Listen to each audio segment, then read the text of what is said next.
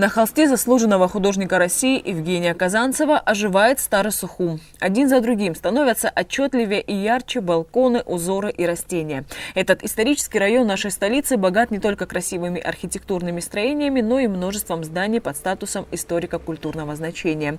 Здесь особая атмосфера. Сам художник отмечает, что чаще работает в стиле исторической картины и портрета. Но Старый Сухум не может не вдохновить. Вот эти вот балкончики, бьющийся виноград, цветочки, там старый дом. Вот видите, резьба на веранде очень интересная. Вот легло мне на сердце, поэтому я уже не стал другие мотивы искать и вот решил остановиться на этом мотиве. Дача Степана Александровича Алферова, епархиального наблюдателя церковных школ в Абхазии, оказалась в центре внимания заслуженного художника России Николая Желтушка.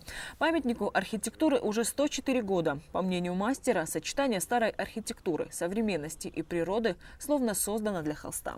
И вот это вот в гармонии, и почему появляется архитектура, почему стили и так далее. Эпоха диктует свои возможности и задачи, которые решаются в настоящем мире, прошедшем и более-более древнем. Но почему-то более-более древние творения, они всегда надежные, более крепкие и более к человеку близкие.